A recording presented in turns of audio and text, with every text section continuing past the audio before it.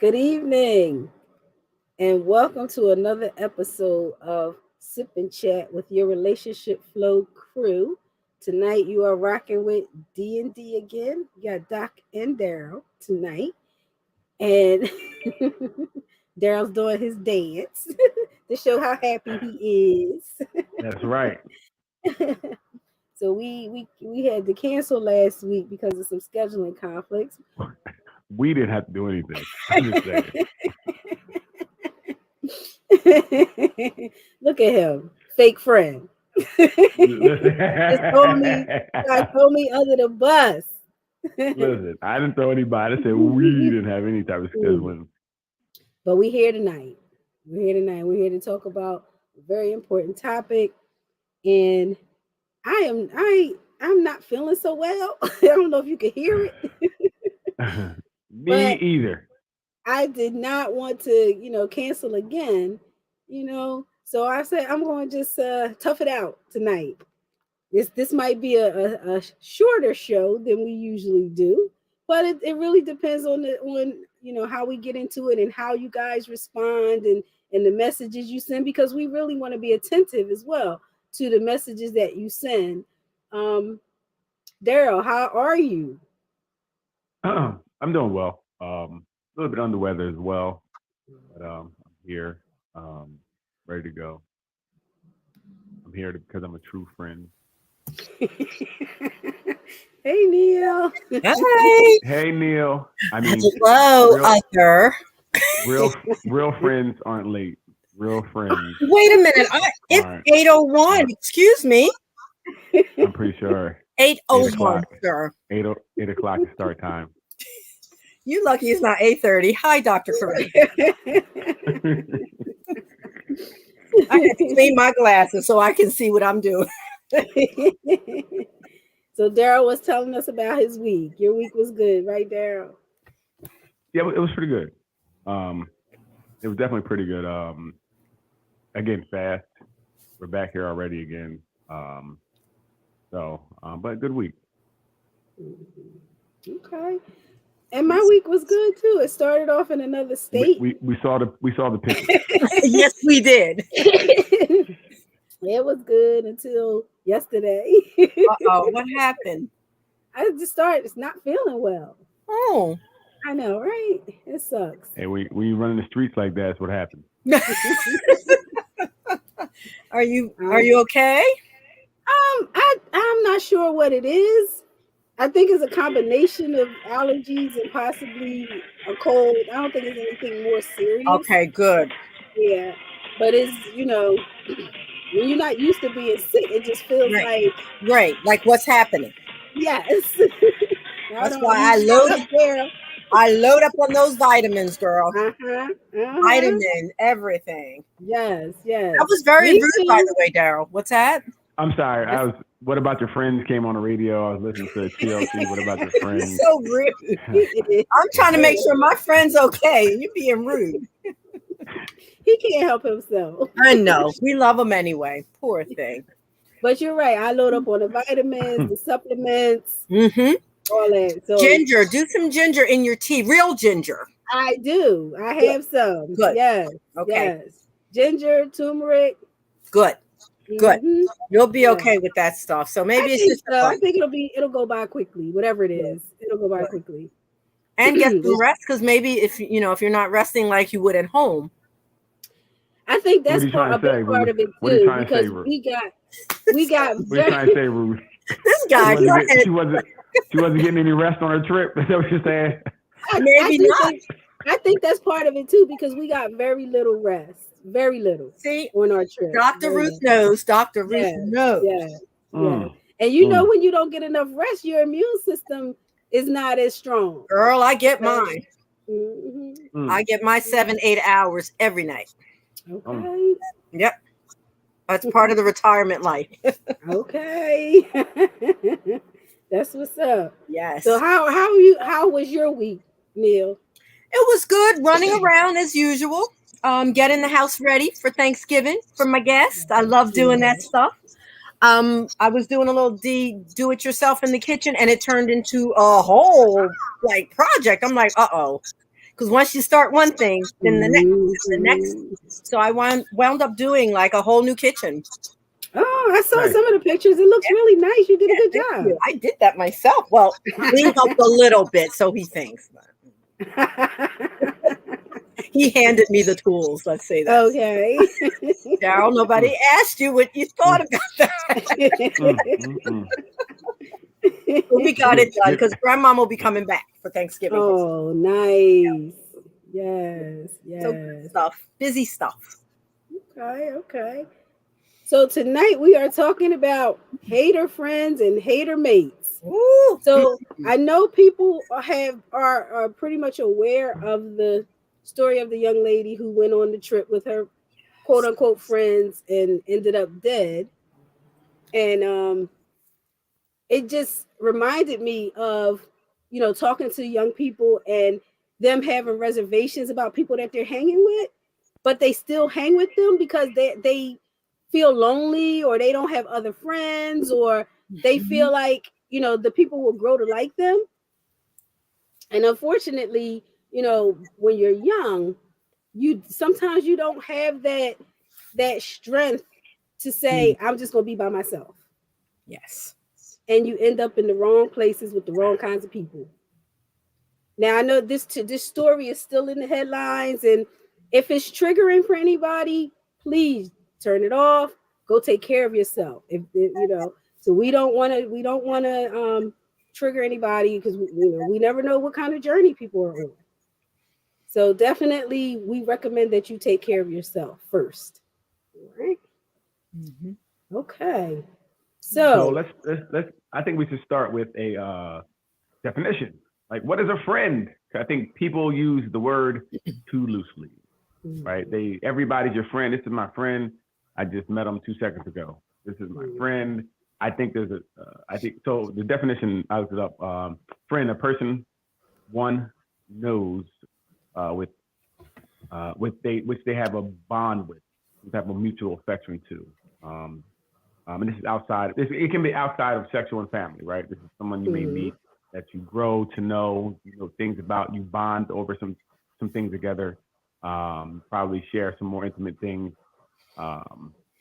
That's more of a friend.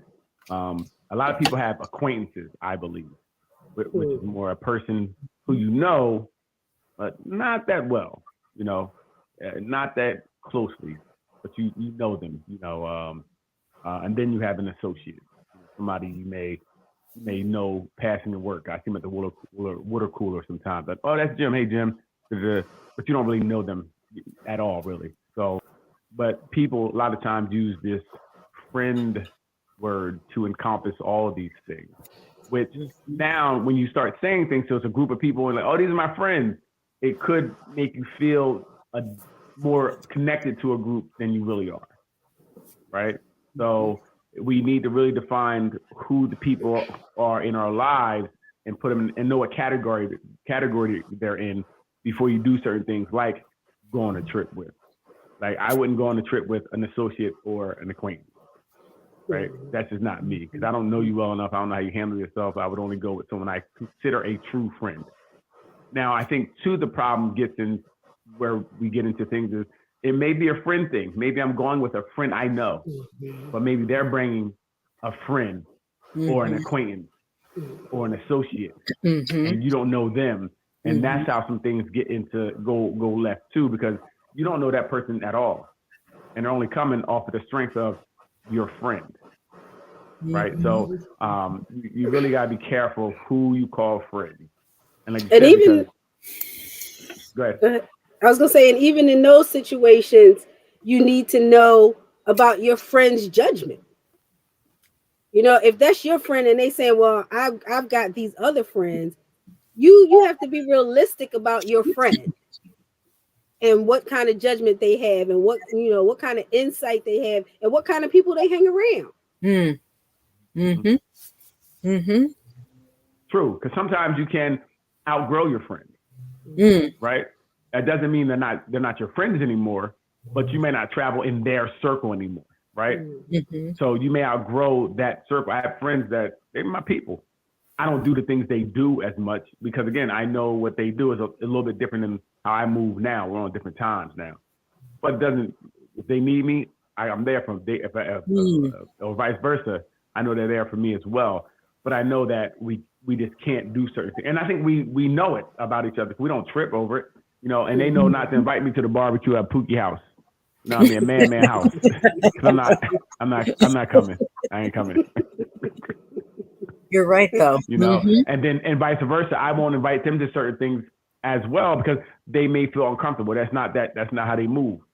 But we know it. So some certain things we can meet at, certain things we can't. But our friendship, knowing each other well enough, we know these about each other. So there is no problems, no hatred or anything like that because we know how we move now.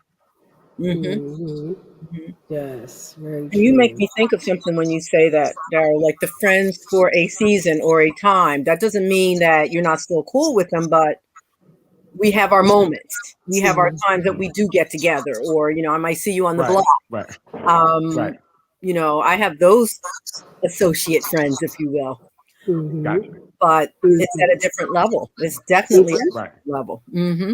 But see, that's important to know. So like, you know, if you were going somewhere, you're like, that might not be the group I would go with.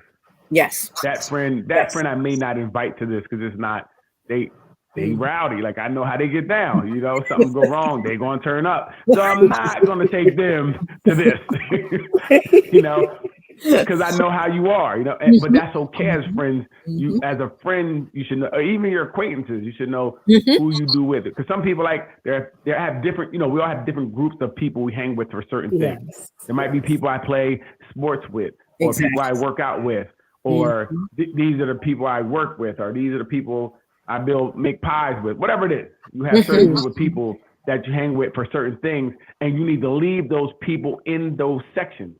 Yes. Because when you start crossing them and thinking it's more than it is, and you're inviting them into other things, that's how things get misconstrued. Because again, you can start feeling like, oh, this is my friend. And then the other person's like, I'm not your friend. I just came because they asked me, I want to do something. We're not friends. And that's when you really have to be able to set boundaries and limits with people, you know. I mean, I know some people who want all their friends to be friends, so they start crossing lines where they shouldn't, you know, because they want everyone to be friends because they're friends with them, and sometimes it just doesn't mix. Right. And you should be, like you know. Go ahead. No, and you said sometimes when you start, if someone starts in a certain position of your life doing something like you're making pies, you start bringing them somewhere else and they're seeing what you're doing, that's where that jealousy and envy. She doing good. Oh, this is her house. Oh, this is not. Oh, this is nice. That's where you know the jealousy and envy can start brewing because I don't really know you. We're not really friends, right? But now I'm like, how you get this and that? You know, that's how that stuff can start. You know, now they casing your house and you get robbed the next day. Dang. Rob all your pies, right? Take all your pies. All your pies. They knew where everything was. All your flour and they took all my big goods. Everything. Somebody came here and stole all my pots. It's weird. All of a sudden, they stole all my baking pots. I don't get it. Yeah, you're right. You won't be making no more pies over here. No. But now that was opened the bakery. Now Sarah opened the bakery shop. But the scary part is that jealousy and that envy that may be one-sided, and you may not even see it as that. And then you start tapping into some of their, you know, moods and some of the reactions to things, and you're like, wait a minute, this person is really a little bit green-eyed here. What am I going to do with this? And you don't want to find that out on a trip. No, you do not. No, not at all. You don't want to find that out on the trip. There's no escape. No. Right. No escape. And I think that's what happens. You know, when you combine friends and the things that don't really go, or acquaintances, associates, when things happen, you don't know how they're going to react. Like my friend, I know how they're going to react a lot of times. So when you get somewhere and something happens, because things happen, even friends argue, bicker, they go through things, right? But you usually can bounce back. but you get into something where this person acts totally out, off the wall, and now you're fighting while I'm naked in a room and everybody recording. I don't get it, right? That to me, that shows there's no friends there. Right. It just seemed like friends. A whole big setup. It did. It seemed like a whole big setup. Right. Like so no one was her friend even going in. Nobody. Well, so that's what I think. I think it was a whole bunch of people went together who were maybe acquaintances. Like, oh, it might be good. We want to go. I can go. Let's go. We might have saw each other somewhere and we all go. It just, they were there for a minute, right? Because it wasn't even, the fight had to happen in the first couple hours they were there, because they were only there for 24 hours fully. But my thing is that if there were friends there, somebody have stepped in, somebody might have broke it up, somebody might have said, hey, they had enough, let's stop this nonsense. Only because, first of all, I know me. People know me. I'm poor. Okay, I'm poor. I just spent all this money to go to Cancun. And y'all be fighting, and now I got to pay for charges. Y'all broke something, and I'm definitely not going home after being here 10 minutes. I don't care who died. Okay, I'm gonna go on my excursions. No. I'm gonna go do everything I had to do. Okay, you know what? I'm not gonna. You know how difficult it is to change a ticket the same day to go back when you just came. You know how much, and then you got to pay extra money? Oh, and I'm good. I'm not doing any of that. So we would have stopped that. Now, if it was day 6 or 7, hey, y'all have at it. Y'all do what y'all do.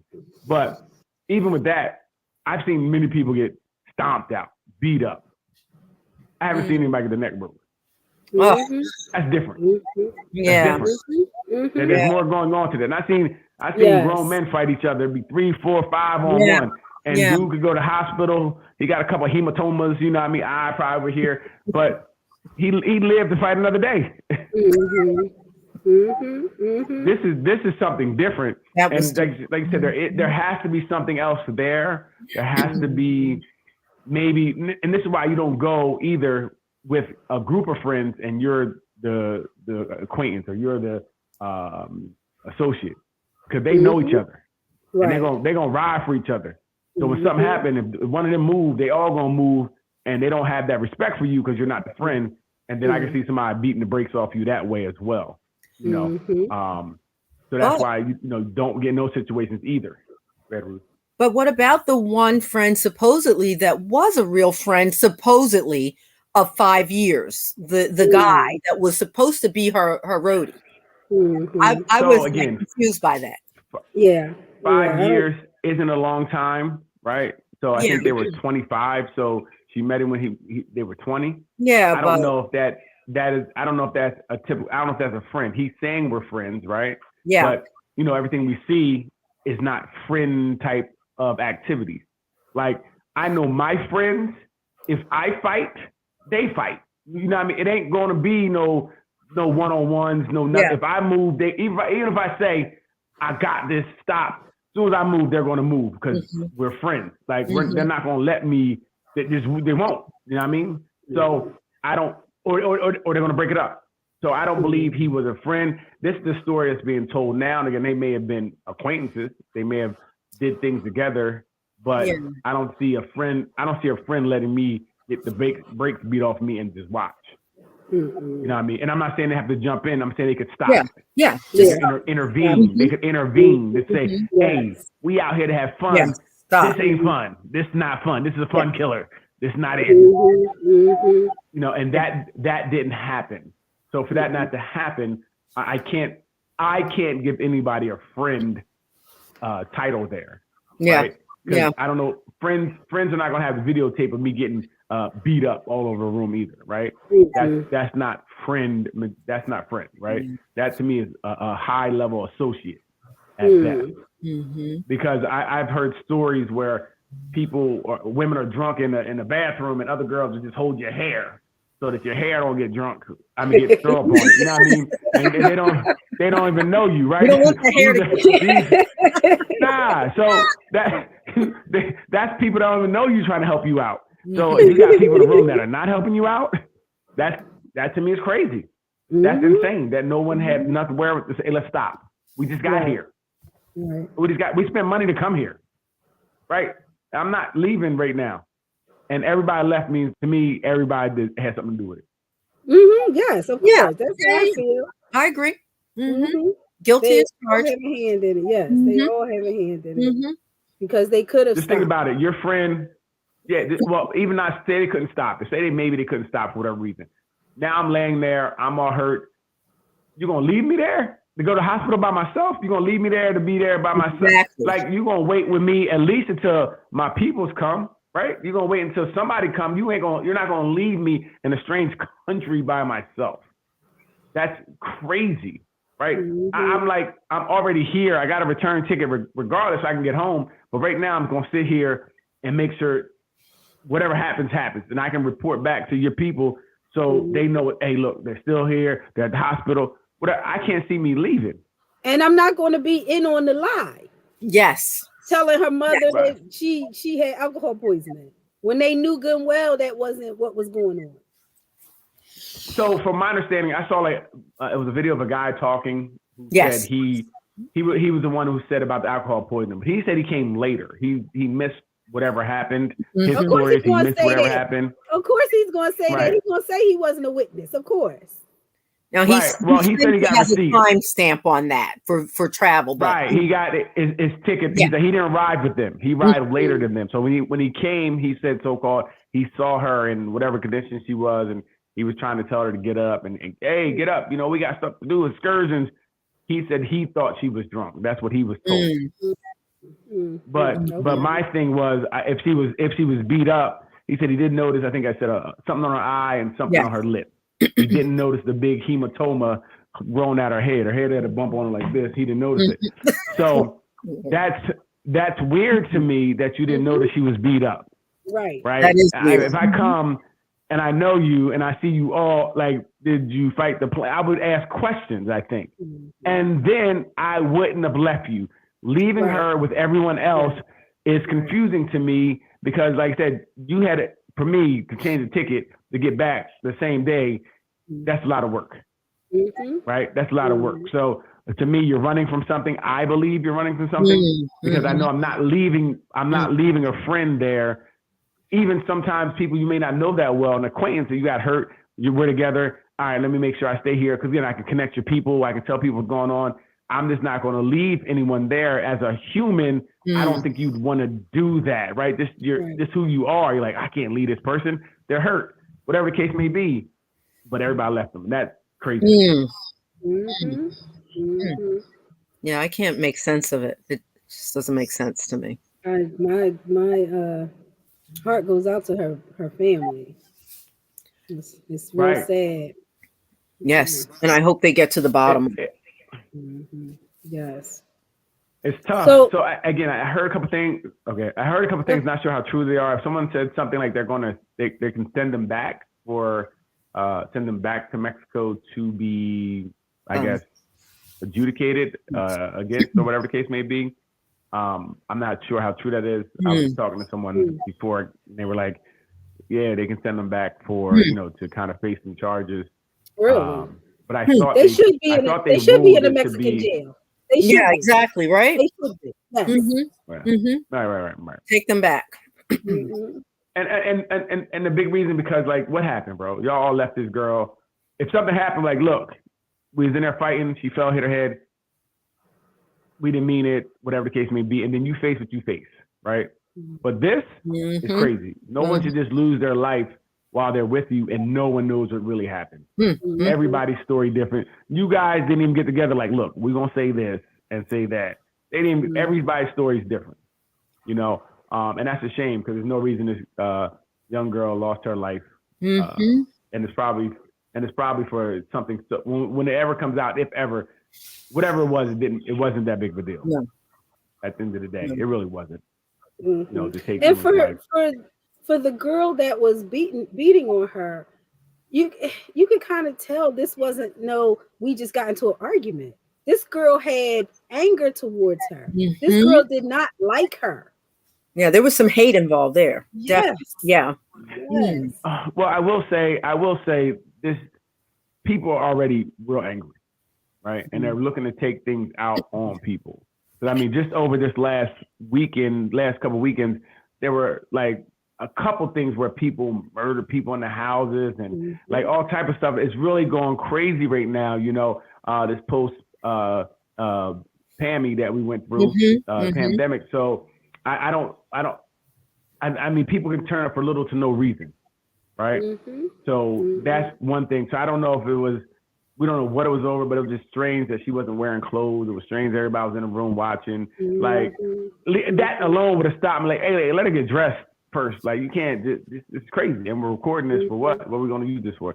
So it's just, I don't know. It's just, I don't know. And it's so, I'm gonna say everything to me is so demonic. You can't even put a reason why people are doing things. It's like they're just this is just crazy right now. Because I don't know how you get to the point where I just got here. We ain't been here 5 minutes. We're not having fun, and we're already into something where we're fighting and all this on a vacation. You can't even have fun on vacation.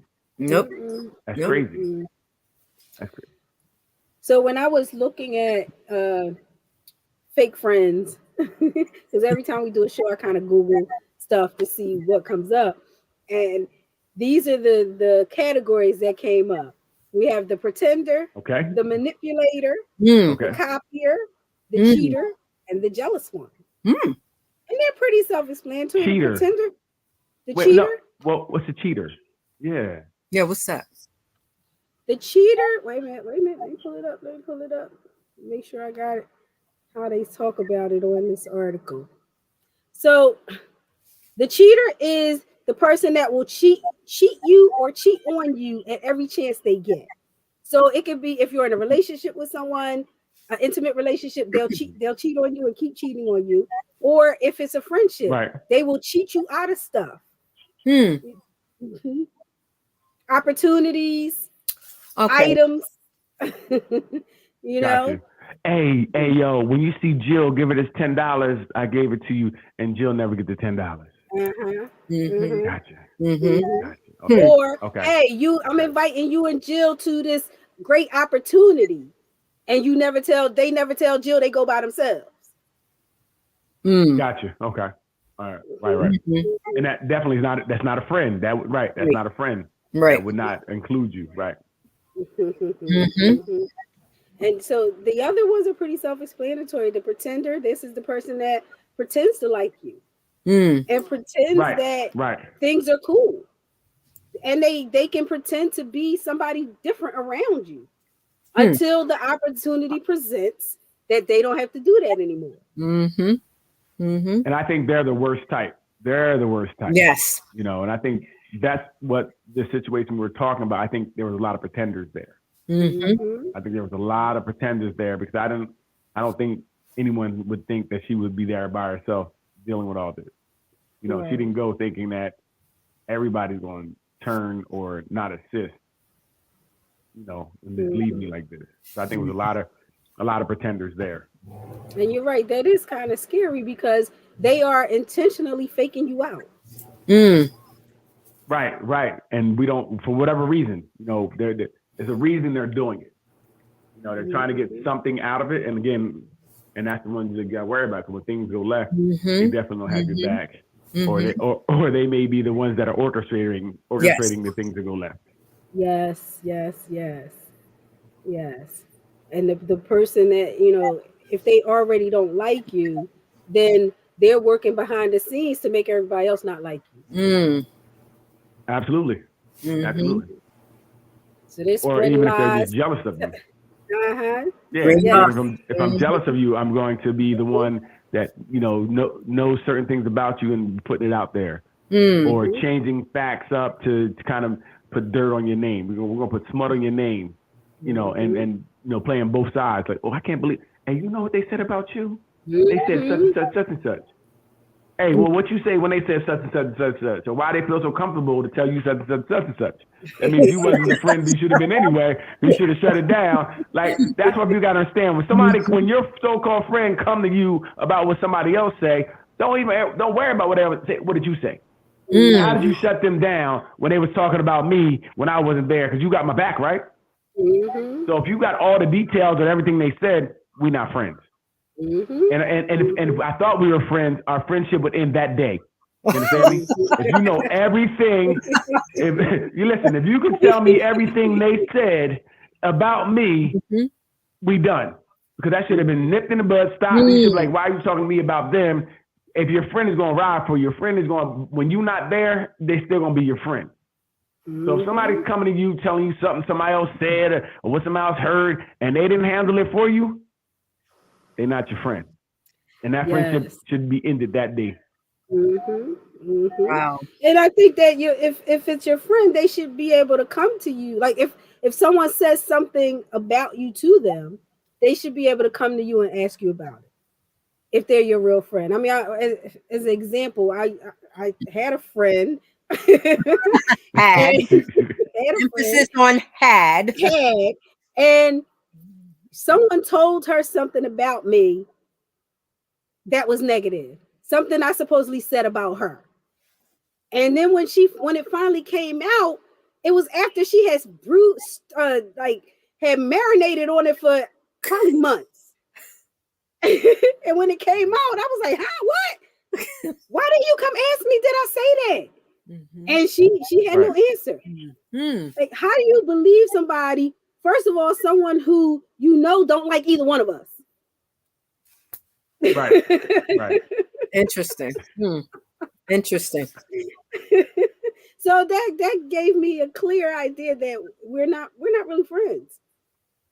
For you to believe something, that I would say something like that about you, and you feel like you can't come and talk to me about it, we can't be friends. Wow. So now at that point, I did say it. I said it. Now don't talk to me no more. When something like that happens, the courage to break off that so-called friendship is another aspect. Yes. I've had to break off a few long-term friendships, like 30 years in.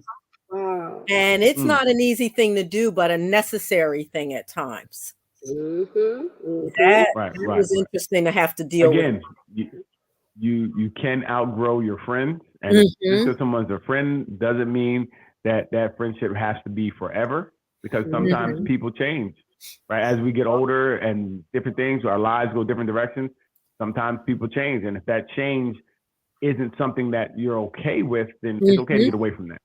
Or they didn't. Is that what yes. Or they didn't change, but I just got aware of what was going down after all this time. Right. Like you changed. Like we used to rob these stores, and I'm not into robbing anymore. If you still robbing, I can't. I got a family to worry about now, and I can't be out here. Don't call me for a robbery. Yeah, nah. Well, let's just say they were able to fake the funk better early on. And like you said, I became more mature, more aware of what it should look like. And I'm like, this is not a friendship.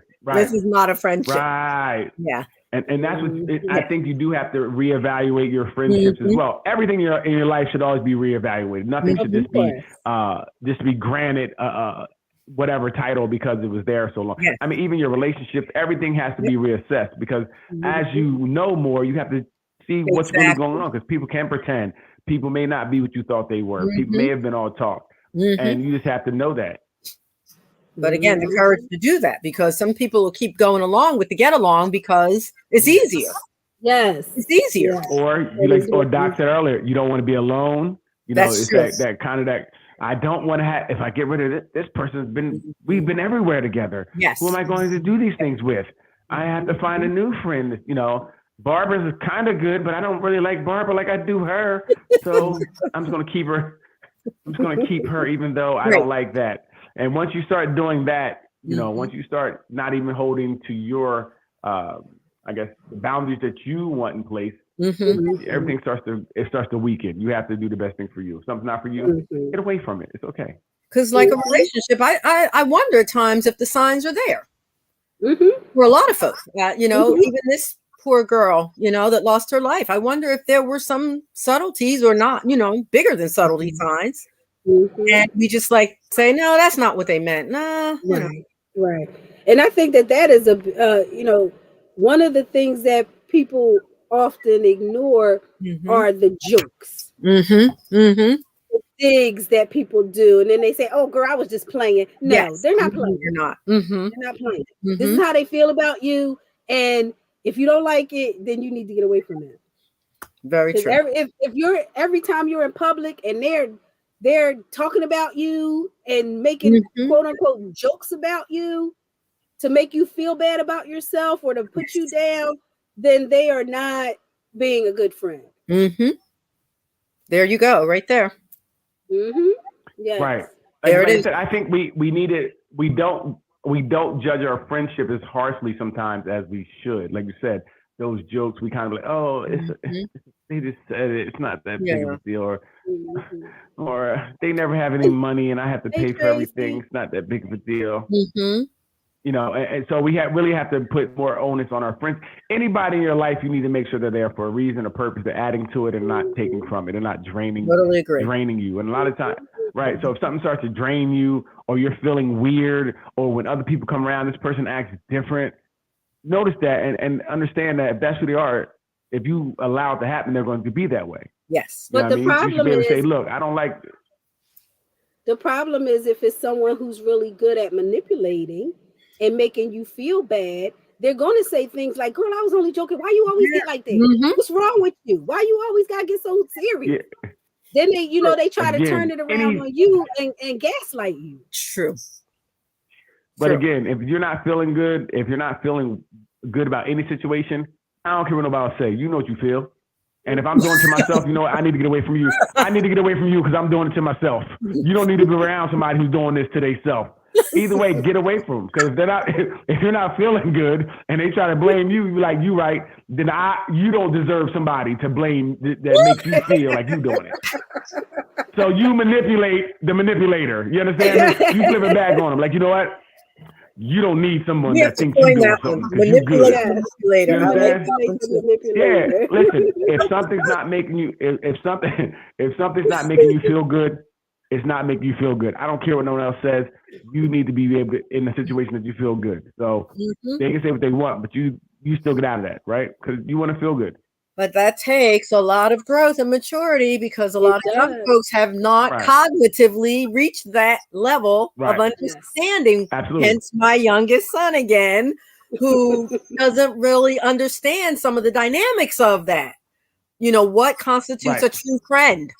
Is it him just being that way, you know? That's right. That's right. Right. Young folks have to really assess this. Right. And but again, this is why, you like I said, you have to learn, and hopefully like programs like this will help people see like, oh dang, that's what that is. Maybe I didn't think about it that way. And then they can start getting away from some of these things that are a problem.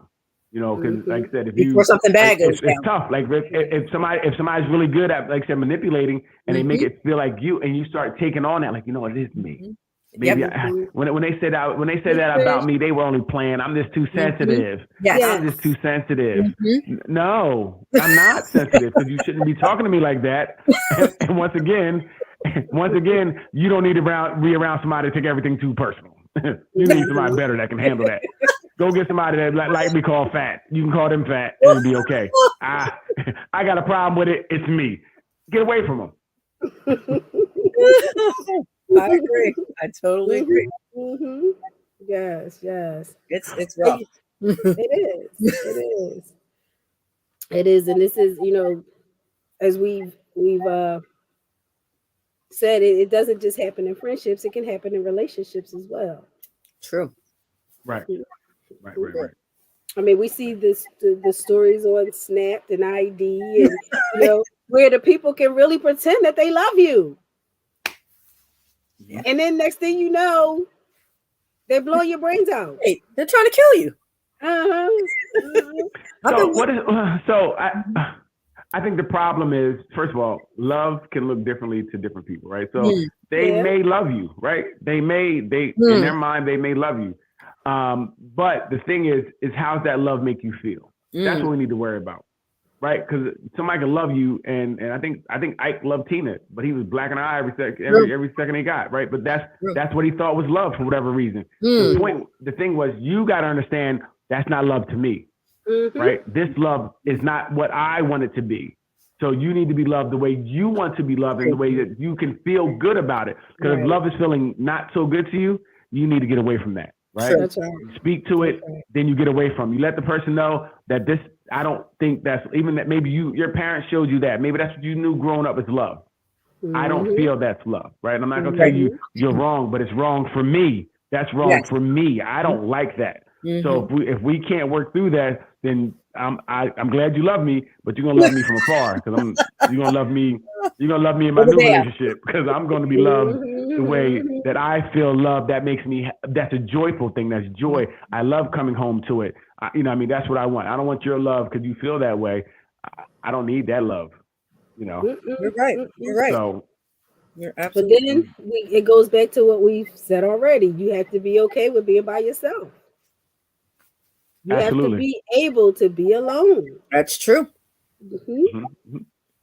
And stand by that, and stand in that. And whatever relationship.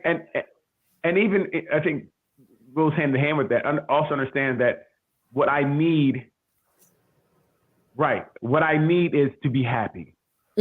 Right. And I'm not saying you're gonna be happy. I'm not saying it's gonna be joy all the time. I'm not saying that, but I'm saying that for the most part, even if I'm upset with you, I should still love you and want to be with you. And we shouldn't be doing things to hurt each other physically or emotionally. We shouldn't be saying bad things. If it's getting to that point, that's not okay. If I don't want to go home, that's not okay. If I'm sitting at work for an hour before I leave, that's not okay. Right. So you need to speak to these things. You know what I mean? You speak to them.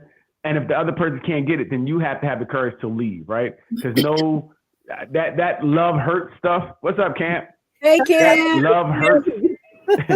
love shouldn't hurt all the time. I don't know. Oxford Street, I don't remember that. Y'all, we don't know no dude from Oxford Street. We don't know who that is. We're not sure.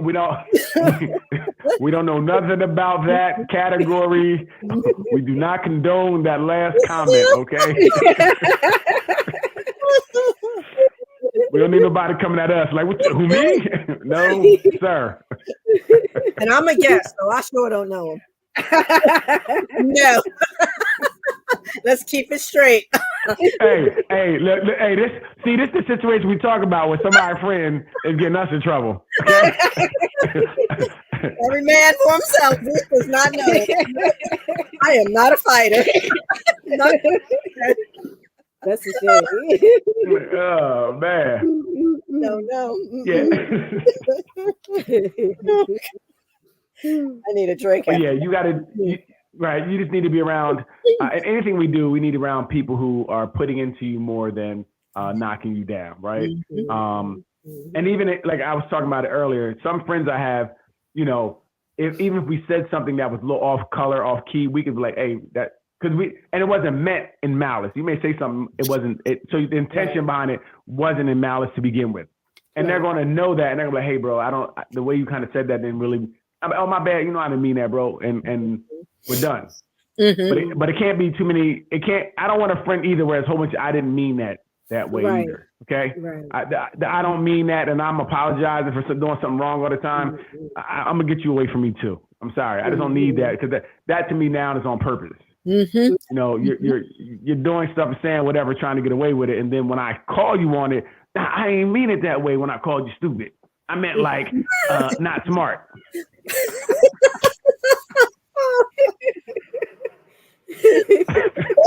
That make you feel real dumb. Right. Wait, not smart. Okay, that's better. No, we don't. I think so too. Yeah, people. They do. Right. They think so. Right. They mean it. So. Yes. When people show you who they are. Right. They definitely mean it. And you just need to be aware of that. If people are doing that a lot, then that's a problem. If people, and the big one I see is usually when you have so-called friends and another friend comes around and people try to, if they're now downing you or trying to be something different in front of other people, or, that's the big thing I see a lot around friends, where the other friend is doing the most when you're in groups. Like, bro, relax. You're doing the most right now. Like, you are on 20. Whoa. Like if you get out and you don't know who your friend is, when you outside, your friend is a totally different person, Get away from that person. Like, who are you? You are, I don't know you. Like, you shouldn't feel that way. Like, when you're out with your friends, you should know who they are, right? You guys should kind of know if they're your friends. Again, if they're your friends, you should know them. And that's why when you go out, they should be that person. If they're presenting different.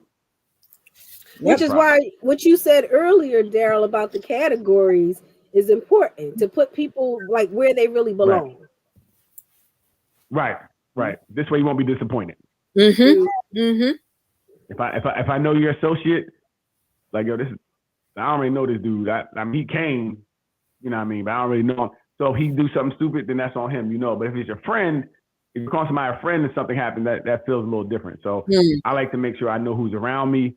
And like I said, and the big thing is when other people are around and they're bringing people, like, bro, I don't know. I know you. I don't really know them. So, you know, keep them away from me.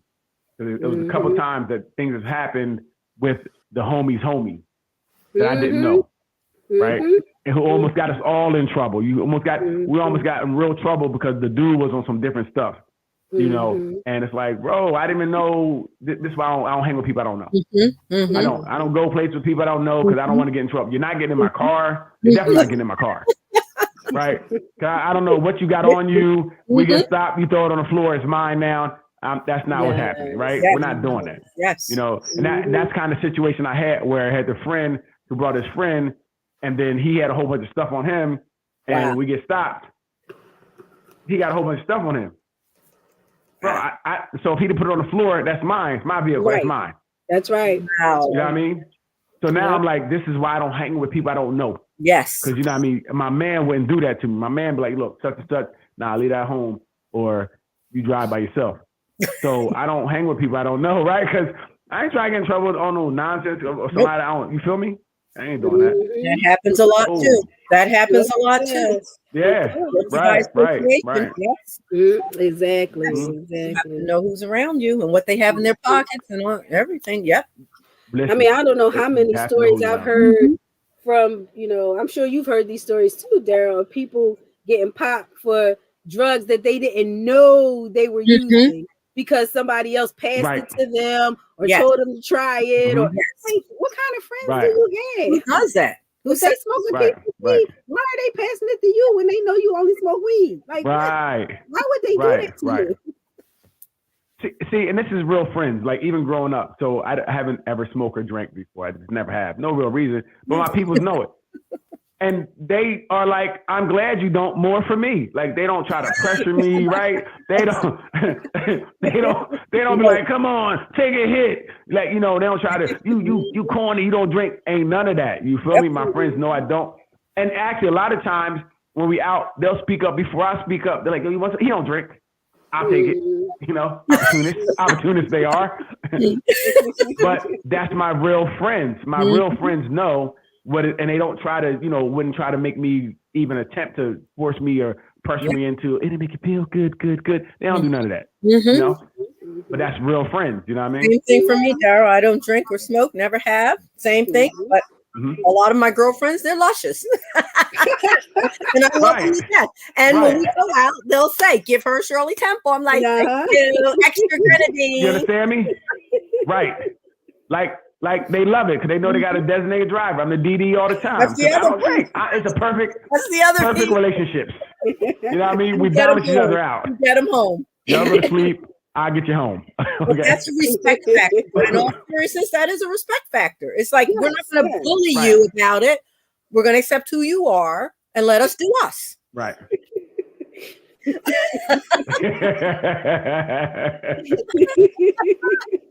Yeah, they sure wouldn't. Nah, they said rehab's for losers. Right. Why are you going to rehab? You see, we not going. We ain't going. We good. We drink every night. Oh, you gotta love it. So how do you handle these kinds of folks once you start? You know, how do you pick them out? How do you handle them?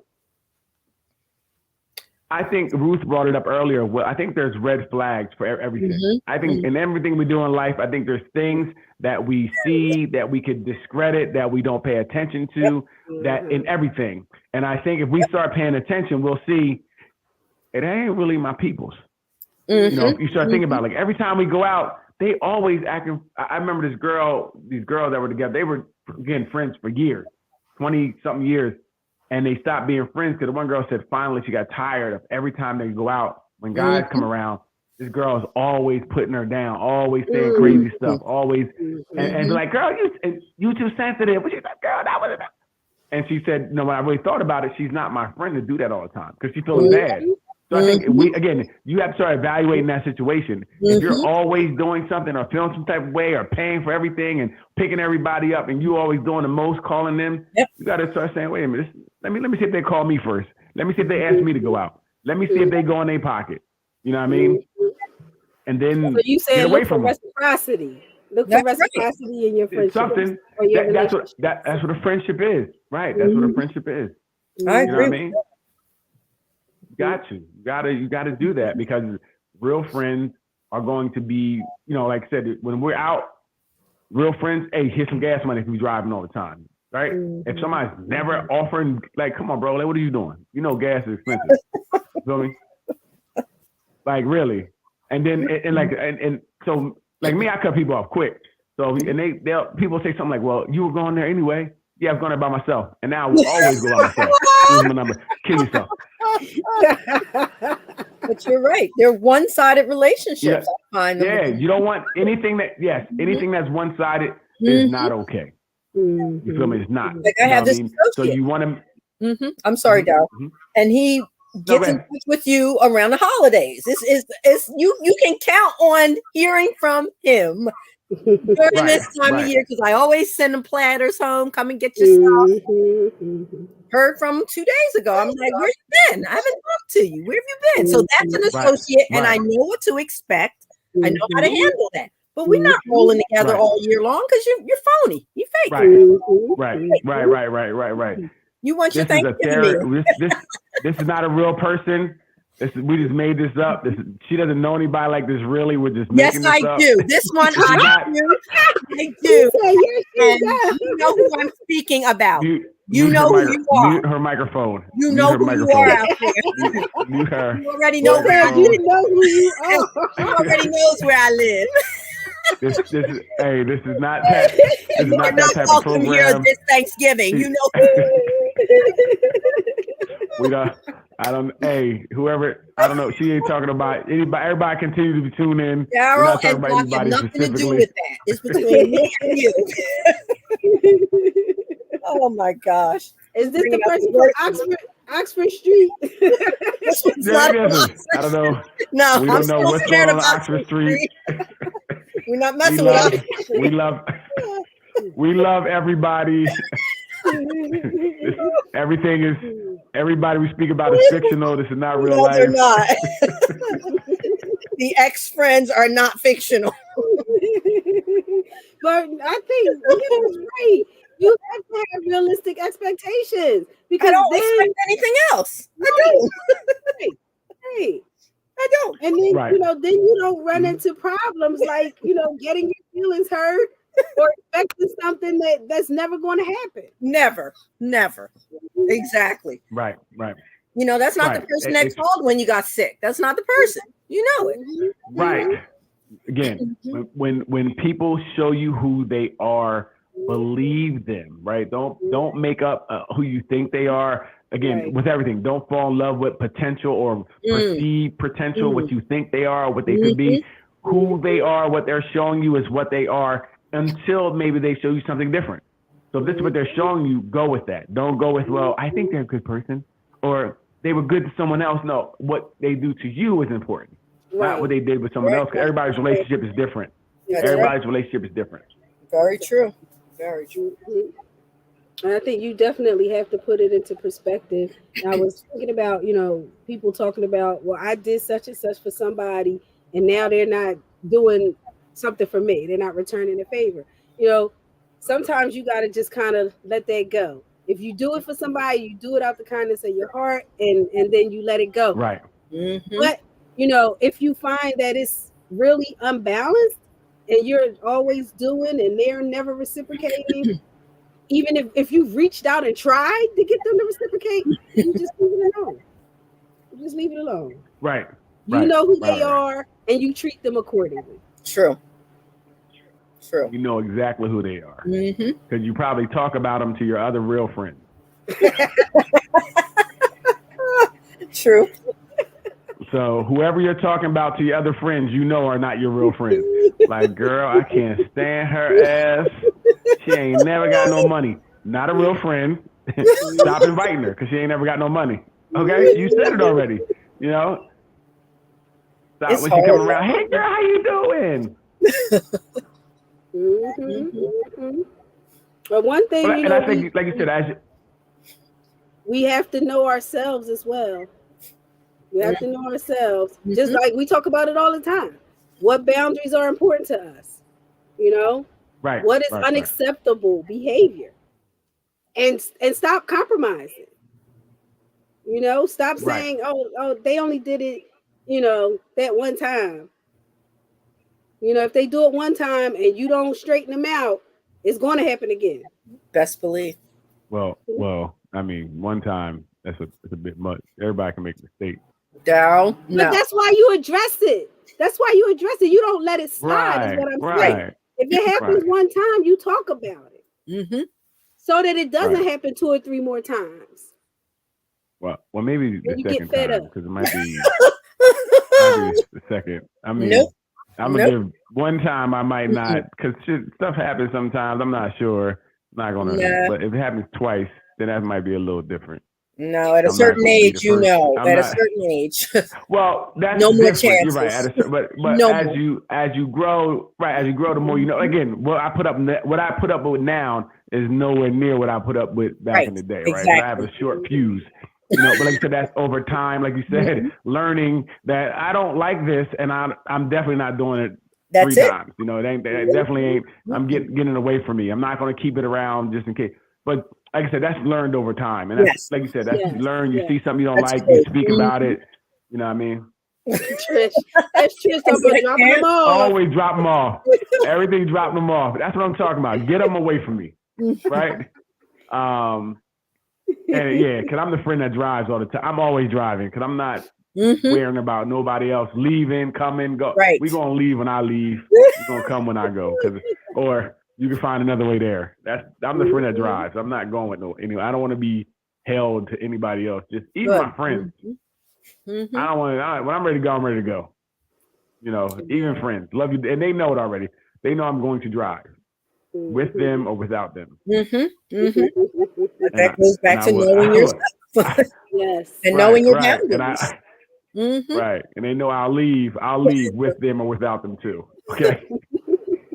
I'm gonna give you one time. About to go. I'm about to go. And if you want to play around, where you go? I told you, I'm home. Said I was about to go. I'm not here to tell you 2 or 3 times. Tell you one time. Yeah, the bus don't wait for no one. The bus says what time it's gonna be there. It's gonna be there. If you ain't there when the bus there, it's gonna leave you. So I'll let you know. That's right. I'm about to leave. You're still out there doing this on the dance floor. Just know. While you're doing this, I'm home. One more. Yeah. Now you got to get an electric Uber. You got to get an Uber in. I love it. But it is okay to put your emotional needs first, people. It's okay. That's the key. Yes, I agree. It's okay. Some people will try to make you feel like it's not okay, but it is okay. Yeah. Like you should lead with your own emotional. Everything should be based off of your own emotional, how you feel. Right? That's what you should base it off how you feel. I know, right? Somebody's really feeling the agreements with you tonight, Daryl. Wow. Hey, it's some good people out there. Some real good people out there. You understand? Good thing I'm not on that side tonight. I'll be counteracting that. Listen, some good people out there. I get it. Yeah, that friendship thing is So you really have to check yourself and figure out yourself and figure out even things like codependency. Like, do you see that you're a codependent person? Because if you're a codependent person, then you're a lot of times subjecting yourself to negative behaviors because that's like where you're comfortable. Codependency is real. That's real. Oh, it is. I've experienced that. And so sometimes you don't even know you're experiencing it. Yes. Because you're just used to each other. You know, you're used to each other's ways. And we had to tackle that one. Yeah. And a lot of, I shouldn't say a lot, most people are taught that, especially when you're in a relationship, you're supposed to kind of be codependent. When in reality, you're supposed to be two independent people coming together. Right? Yes. Didn't know that for a while. Took a while. People say things like, shouldn't my partner be my everything? I always say, don't you think that's a lot of pressure for one person? That's a lot. I can be a lot of things. I can't be everything. Then you don't love me. Right. Yes. That's the stuff that starts coming out. That's the stuff that starts coming out. But I'm interested in that hater mate piece a little bit more. Like, I guess people are dealing with that too on certain levels of. Yeah. Tell me more about the hater mate thing. Is that a competitive thing? It can be all of that. It could be competitive. It could be jealousy. I've seen couples where one of the people is like skyrocketing, like their career might be taking off, or they may have started a business or something like that. Gotcha. And then their mate is feeling left behind. Got it. And a lot of times they start up with their hater like behavior. Huh. Yeah. Now they're they might do things like talk, say your ideas are not that great. Okay. They might find other ways where they're not really supporting you. You might have to go to a conference. Gotcha. Now you can't find them to watch the kids. Got it. Okay. Gotcha. I wasn't familiar with the hater mate. Yes. And I've seen that where your partner can really be someone who's detrimental to your growth. Right. And sort of sabotage the same way. Right? Yes. Yeah, right. I see that. Friends could definitely like, oh, that's a dumb idea. What you mean you went to your own business? That's stupid. Who get their own business today? What?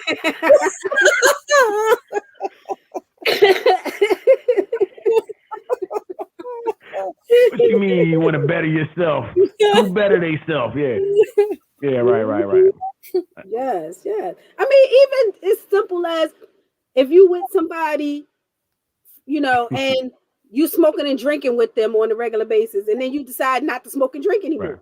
Right. Then they put you down for not smoking and drinking. Okay, got it. Making it seem like something you wrong acting, with you. You acting all new.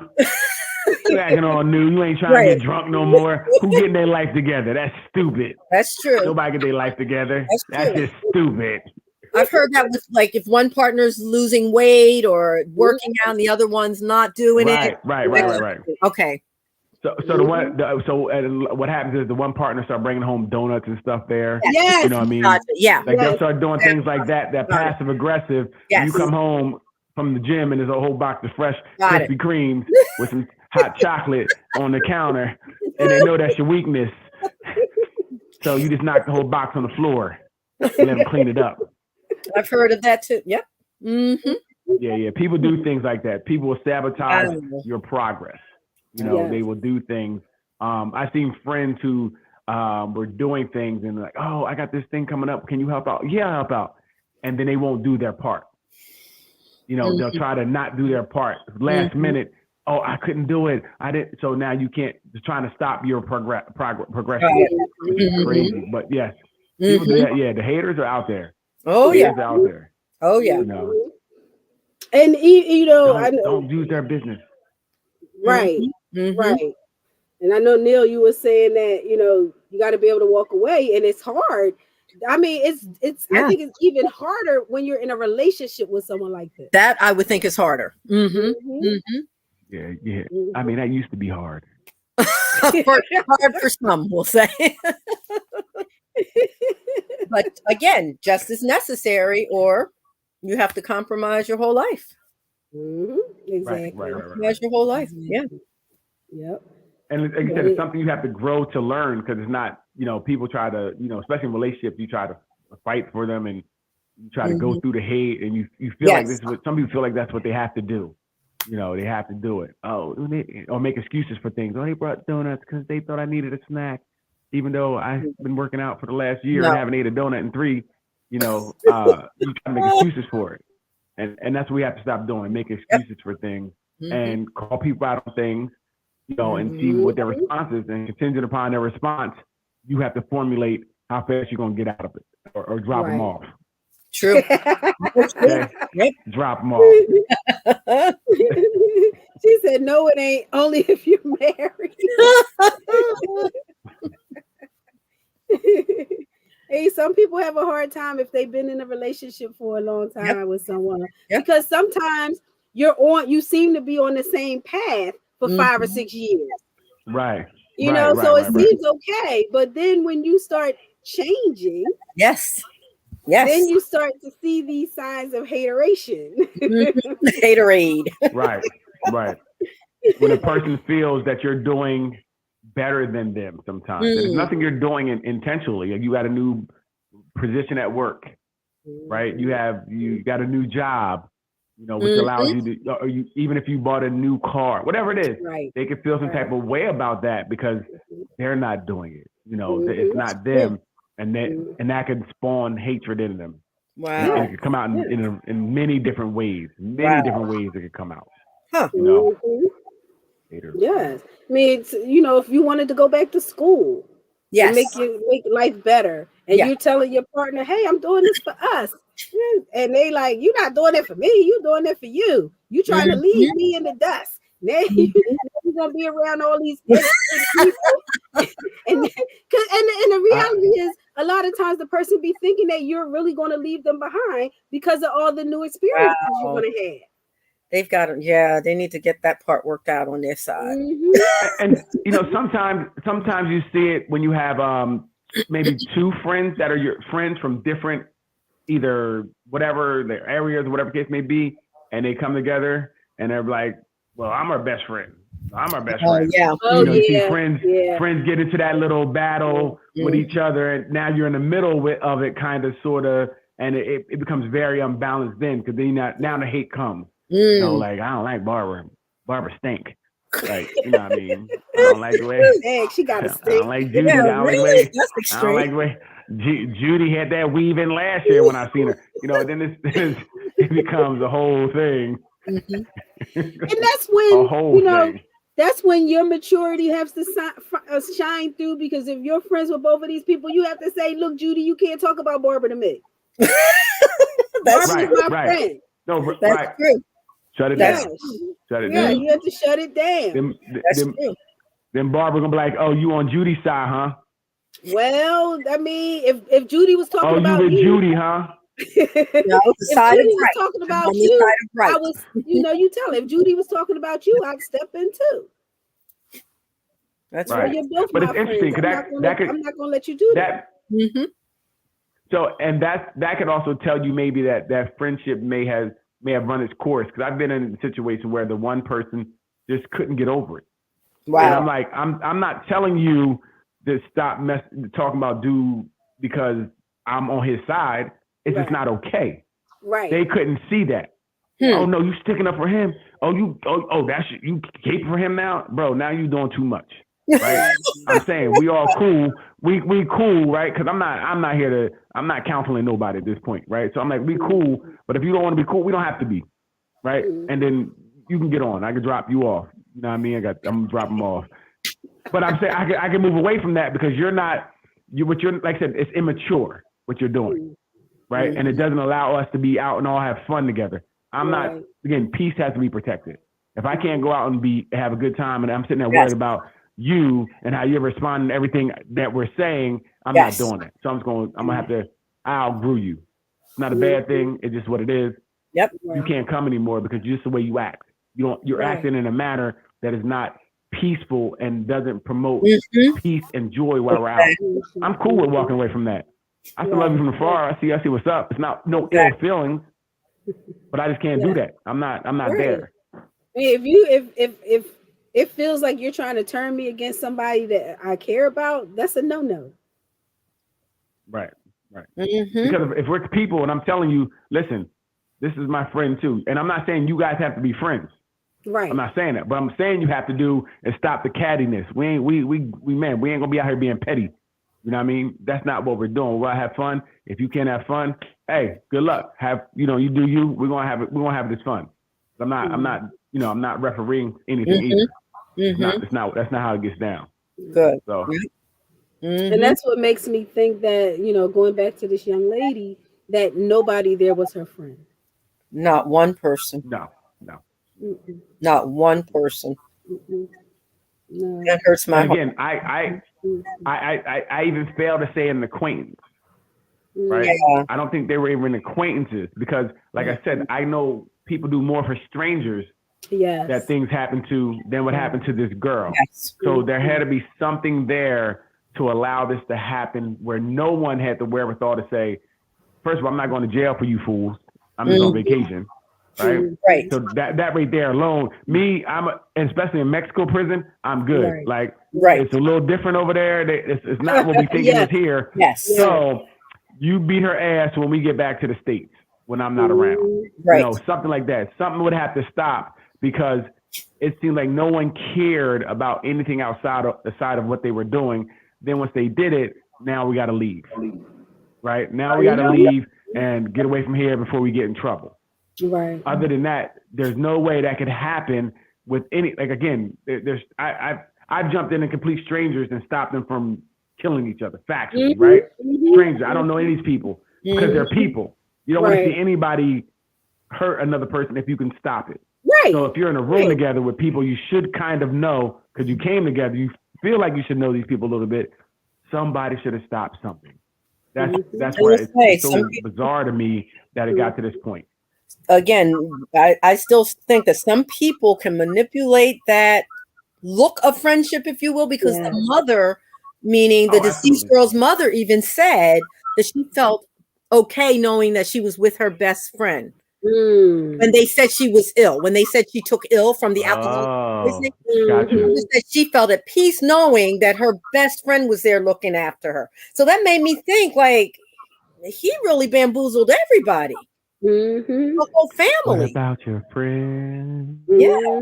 Yes. Even the mother trusted him. Will they hold you down? Yeah. I'm sorry. All right, we're gonna sing a little too. I need to find my mic. I don't need to be encouraged to sing. Yes. That's very interesting. And that's crazy that so they felt like there was a friend there. Yeah, the mother felt there was one friend there. So little did she know there was none. There was no friends there.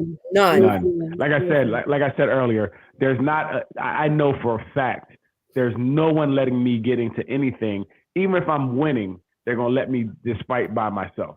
You know what I mean? My friends, my friends are like, look, you fight, we fight. Right? That's how we move. You move, I move. I don't care what it is. Yep. And definitely if I'm getting beat up, and nobody's letting that go down. No friend's gonna let their friend get beat up. Again, not saying you got to jump in and fight with them, but you're going to break it up. You're going to try to stop it. You know what I mean? There's something that has to be done. Even if you call somebody, like call security. Yes. Even if you have to do that, you can do something to make sure it stops. Right. And it was nothing done, and I think that's one of the worst parts of this because you go on vacation with people. I guess she thought she knew. And this happened, right? And now it has to be a cautionary tale for people. Stop traveling with people you don't know. Like even I know someone was talking about like they have these groups where you can meet up and go and travel together. Like, hey, please stop going places when you don't know people like that. Because you just don't know how people will handle a situation when it gets when things go awry. Like when things go left, we don't know how people are going to handle it. At least with my friends, I know what we're going to do, right? You know, usually we know how we're going to move. When you don't know what people are going to do, this is what happens. You know, you end up in situations like this. And it's terrible that this had to happen. It's such a, you know, 25, young, you know, just going out there to try to have some fun. And this is what happened. Yeah. And, you know, it is sad, too. And I think, Neil, you brought it up that a lot of times young people just don't even. They don't know. They don't know. They don't know. And they don't know how to figure it out. No. They don't know how to gauge it. Excuse me. Everybody on here was one of them young people who didn't know. Well, you know what? Let me say that.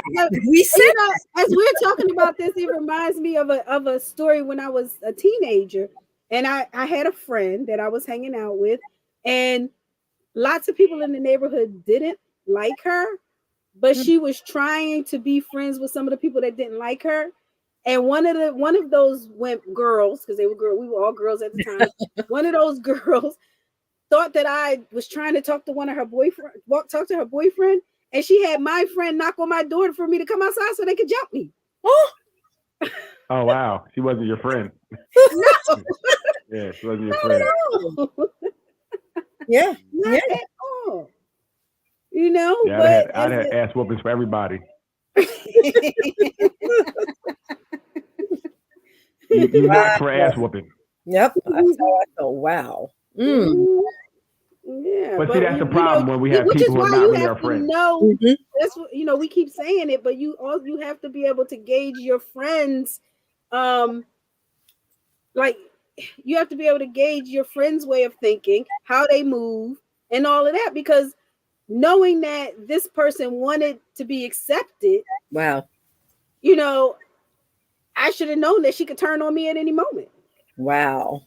Well, I don't think so. That's not fair. You shouldn't have known, because this was the learning experience to let you know that these people do these things, right?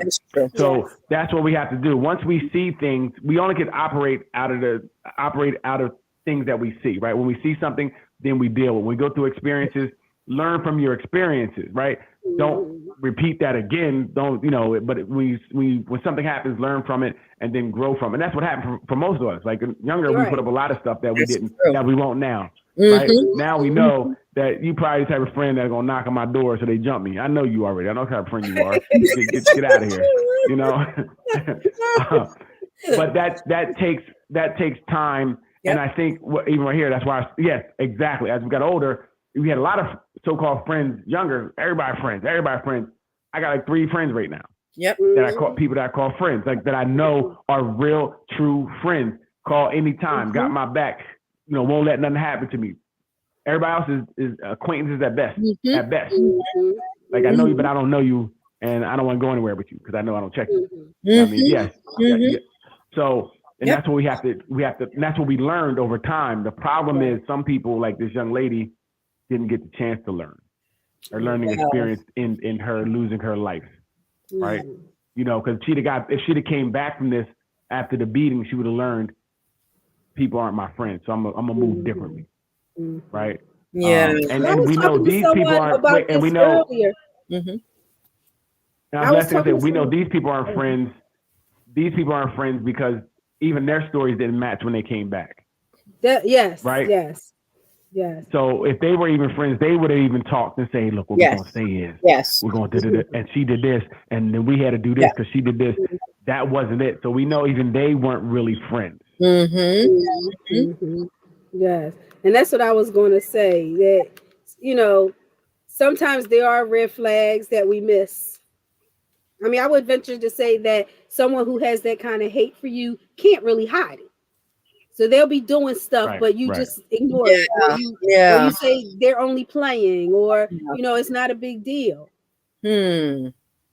It brings me to wonder, can we teach our children about this? I mean, we can say, don't trust anybody. You don't have any friends. I'm your best friend as a parent. But how do we really instruct our children about these red flags and being watchful?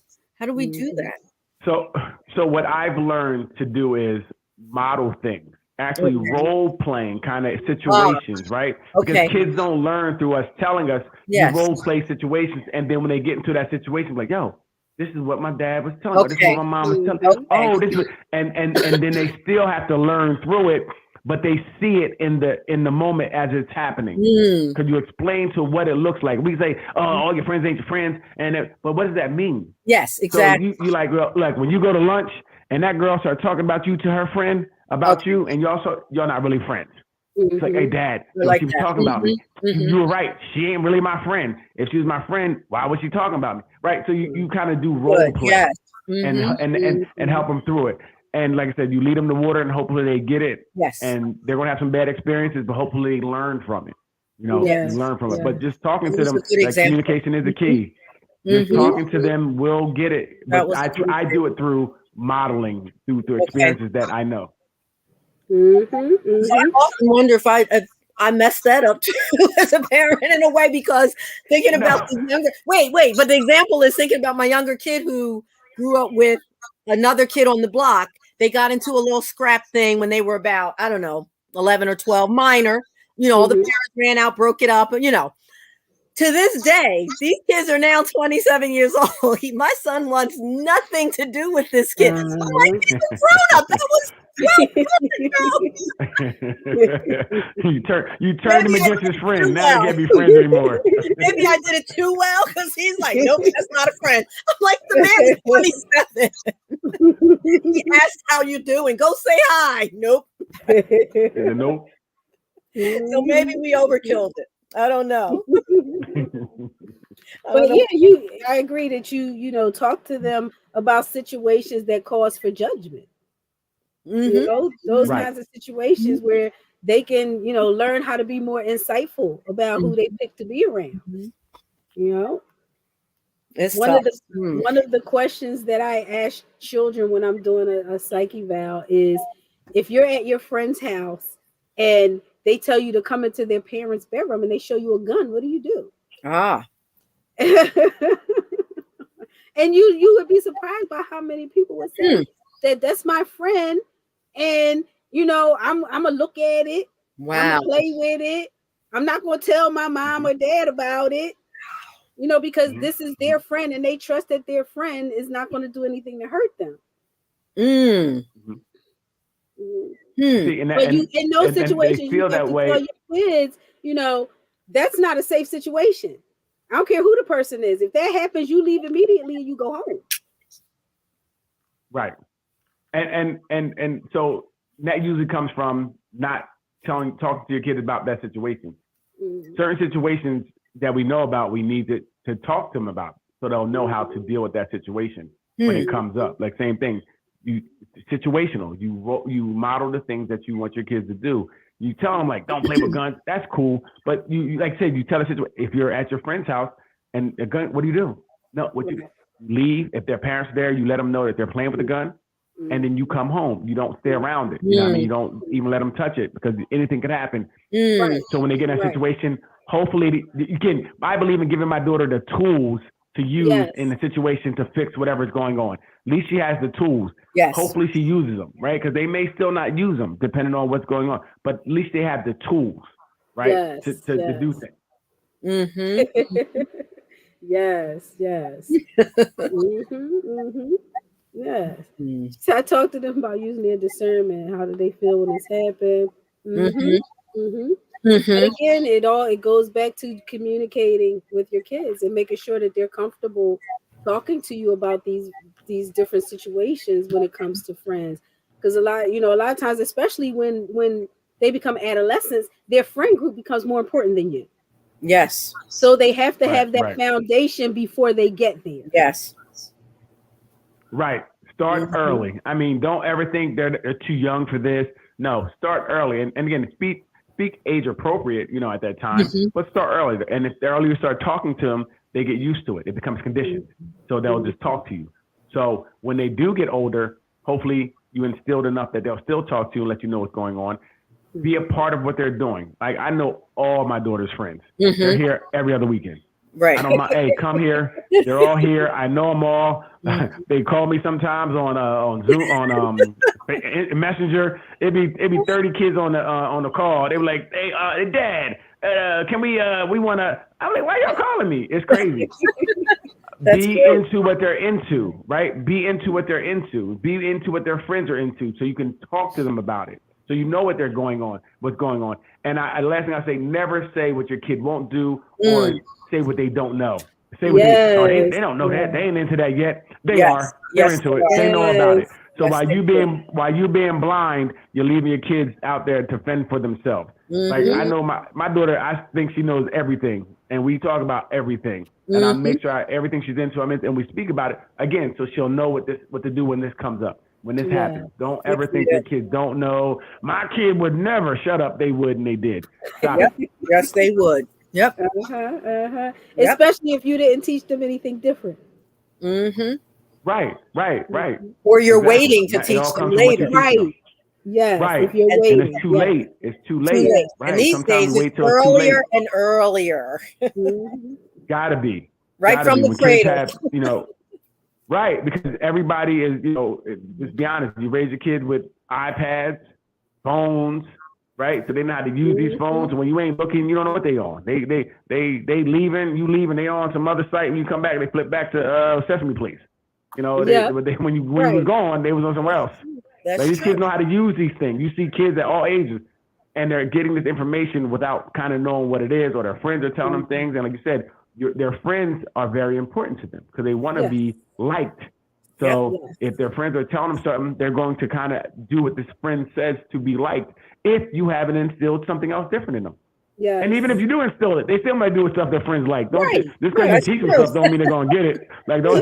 But I'm saying you rather give them the tools, and hope they use it. At least you did your part. Like you feel good that I did my part, right? Yes. And stop saying, kids, you should know better. Well, you ain't teach them better. Shut up. They shouldn't know better. If you ain't teach them better. Okay. Stop telling them. I can't stand that. Like when kids are out jumping on the couch, you know better. No, you don't. They probably jump on your couch at home. They don't know no better. Exactly. They don't know because you didn't teach them. Like I had something the other day where a little girl had stole the picture money from school, and they gave it back to the little girl so she went and spent it. And the lady she's staying with was like, I can't believe she stole the money. I'm like, well, did she know that she couldn't steal the money? Like, I don't know what her mother taught her before. So maybe she doesn't really know. So we have to teach kids things, right? We got to teach them. We can't just think they know something because they don't if they're not taught that, right? They're still kids. Their brains are still learning. So teach them first, and then you can say they know. But they don't know it half the time because you ain't taught them. So right. Or you said it, and you didn't really explain it. Sometimes you have to explain what that means, right? And you can't open your mouth when you can't say because I said so. Because I said so. It's not good enough. Right. It's not good enough. No. Right. No. Like you ain't out in these streets. Now Mark told me to do it. You wasn't here. Mark beat us both up, so I'm gonna do what Mark said.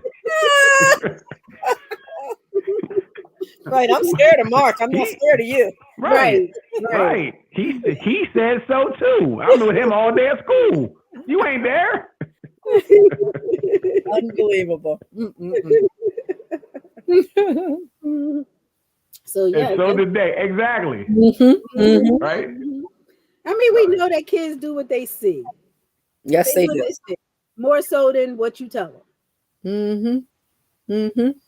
So how what you model is so important. It is. It really is. Like, and I see it now. It's really important what you model. And then the other thing, please, I don't know about y'all, tattletaling. They be like, don't tattletale. I'm like, what you talking about? Tattletale everything you can. I tell my daughter to tell everything. I'm like, tattletale. Yeah. I had to go to school. I told my daughter that too. She was elementary school. Tell everything. Yes. Yeah, no. Yes. To the point where they teach like the grandmother, little Roger's grandmom, tried to give him beer one time. He was 4 years old. And we came home and picked him up. He's like, Grandma tried to give me beer, Ma. I was, thank you. She said, you're a little rat. You tell everything. And she called him a rat for about a year. Oh, wow. But good. Everything. I would have brought her, you should have brought her cheese every time he came over there because he's going to rat every time he come over here. Every time. She didn't get to watch him for quite a while. Trust me. Yes. Right.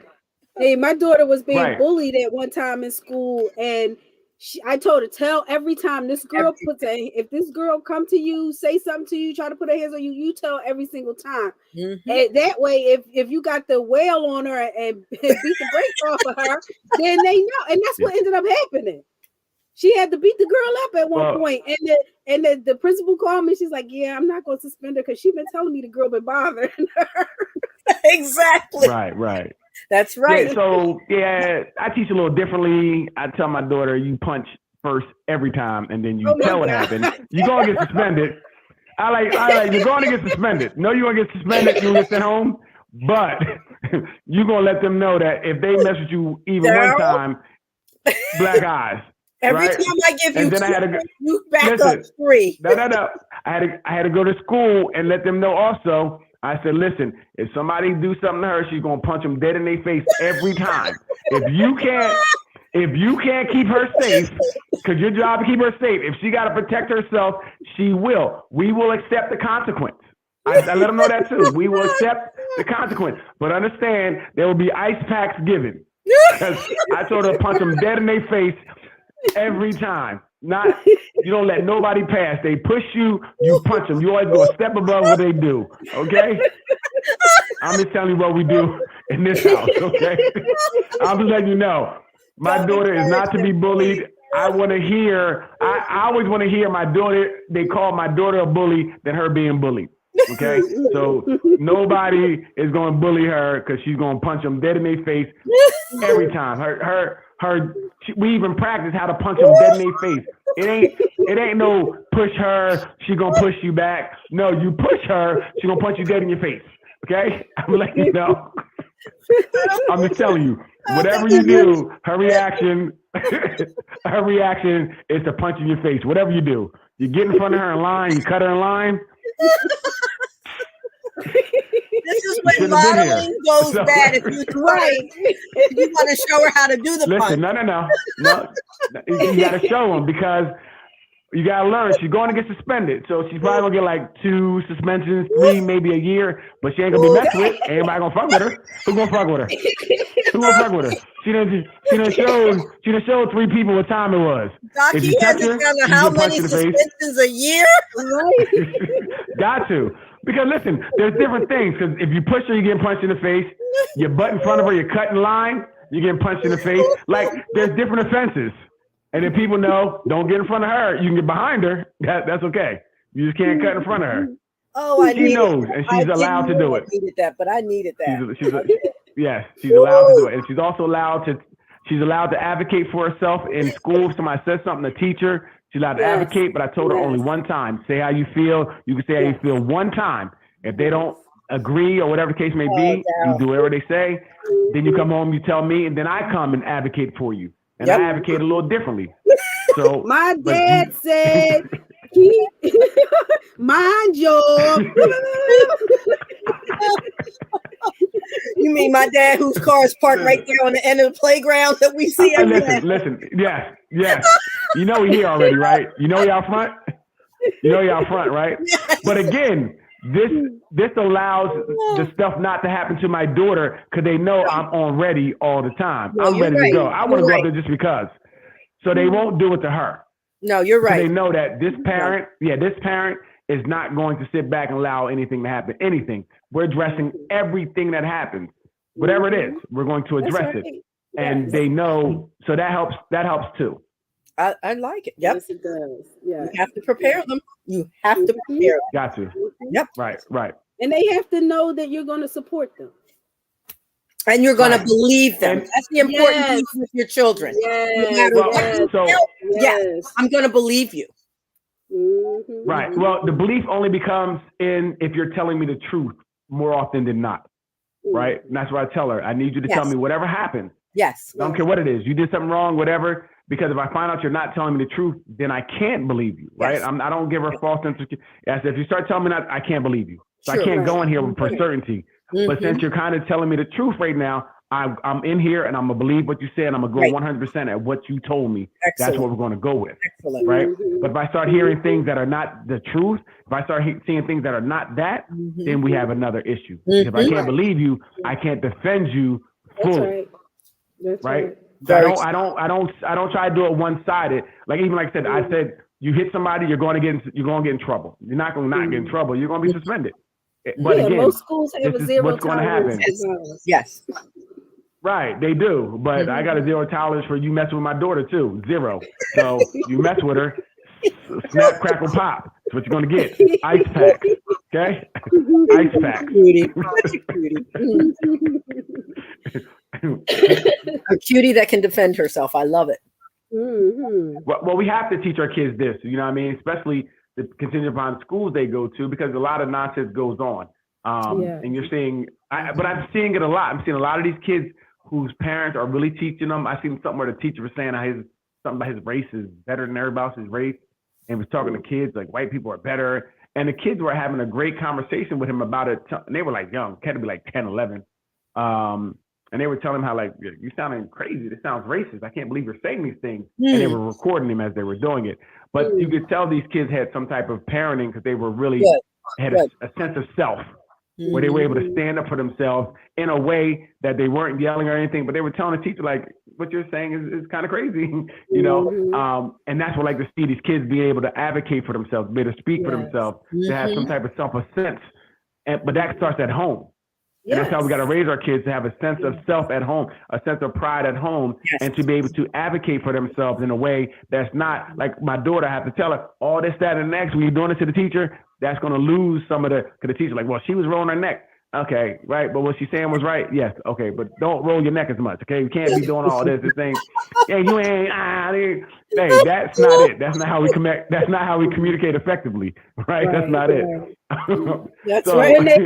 When they do have, good self-esteem, they know their family will support them. They have high, self-image and all of that. Then, they don't feel the need to belong as much. That's true. Right. They march to their own drum. Yes. Right. My daughter's best friend last year is no longer her best friend. She's like, because she was talking about me to this other girl. We're not best friends no more.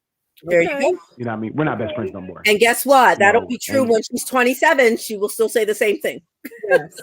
It's so interesting. And she will not let this girl come around. Yes. Yeah, she like, no, she like, we like, I say hi and bye, but that's how we leave it. Good. She's 9. What you mean hi and bye? That's how you leave it. Good for her. She's like, that's what you taught me, Dad. Yeah, it's so crazy. These little kids are so far advanced. They're so far advanced because they have so many with that little computer in their hand. They have everything right at their fingertips, so they learn a lot more. They are, and it's sad to say, they're a lot older than they are. They're not allowed to be true kids anymore. That's true. Because the world is making them grow up so fast. And we have to remember that as parents, that these kids are growing up. Yes, they're growing up so fast, and the world is not allowing them to really be kids. But we have to make that transition, because if not, they're going to get into a lot of nonsense, because we didn't teach them. You're right. Wow. Yeah. Any last words on hater friends and hater mates?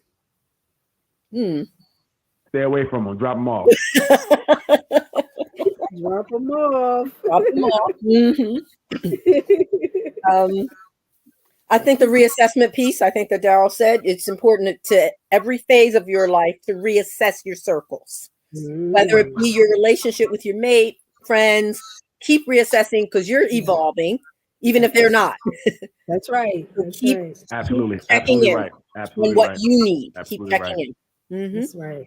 And don't use time as a factor for staying with somebody, whether it be a friend or a mate, because a lot of times they'll be like, well, I put in 5 years, put in 3 years, so what? So you want 3 or 5 more years of that? Right. So don't use time. And you were miserable 4.5 of those 5, right? No, that doesn't count. No, not at all. Not at all. Yeah. And be able to walk away when someone is treating you poorly. Right. That's really the biggest key in anything we do. If someone is not treating you the way that you feel you should be treated, you need to, you can address it. And if it's not resolved, you can definitely walk away. Right? There's nothing worth staying in if you're not feeling good about yourself, about the situation, that's not good. So you definitely need to get away from that. Mm-hmm. And if it feels bad, it is bad. Yes. Right. Don't talk yourself out of that. You guys are amazing too. Right. Don't talk yourself out of it. Mm-hmm. That's right. That's right. Don't be manipulated into feeling bad and making that okay or your fault. Mm-hmm. Yep. Mm-hmm. And even if it is your fault, then you get away from it because you don't want them to be dealing with a person that making you feel like that they feeling like you bad. And that's right, Trish. If they're disturbing your peace and make you feel less than, drop them off. Because that's the gauge, is my peace. If it's messing with my peace, you're out. I don't care who you are, out. That's right. If you make me feel bad, absolutely, and I know that's real, and it has. Yeah. And it doesn't matter who that is, right? That's true. You gotta be able to step away from it. It could be mother, father, husband, boyfriend, girlfriend. If someone is constantly making you feel in a way that's not good, you don't feel good about yourself, feel good about the situation. Got to get away from it if they're not going to change, right? Sometimes people are creatures of habit. That may be who they are, and it might not be wrong for them, but you can say it's wrong for me. Yes. Right. I'm not saying you're wrong. I'm saying you're wrong for me. Excellent. You can be any way you want to be. You can be any way you want to be. I'm saying it's not okay for me. That's what it is. It's about me. Yes, it's about me. I'm selfish. That's right. That doesn't work for me. It's just not selfish. I wish people wouldn't say that.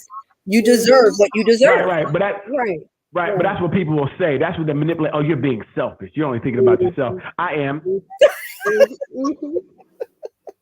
And look them dead in the face. I am. And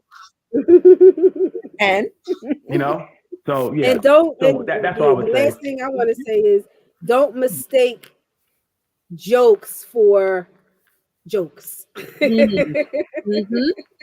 you're if you're the butt of every single joke, especially when you're around other people and it's always about something you did and they're telling all the mistakes you made and all that, and they say, well, I was only joking, like Daryl say, then I don't need to be around somebody who thinks I'm a joke. Right. Ain't nothing funny about me. Ain't nothing funny about me. You gotta let them know. And I guess lastly, don't be afraid to go it alone, because when all else fails, you might have to go it alone. Yes. And like you said, Doc, be okay with that. Right. Yes. Be okay with that. Yes.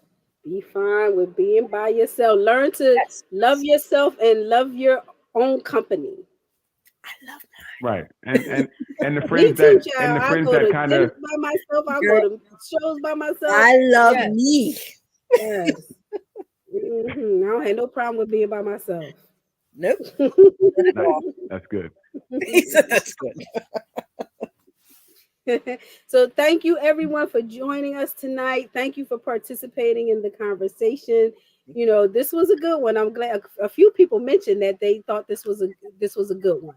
So catch us on the replay on YouTube at Butterfly Love, Facebook in the Relationship Flow group or Dr. Carissa's page.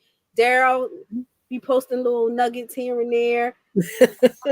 Little nuggets. So you might catch it in what is it? Get fit on Instagram. Get fit, yeah. Get fit 205. And we will see you next Friday. Have a good weekend, everybody. Thanks. Bye. Have a good night, everyone. Good night.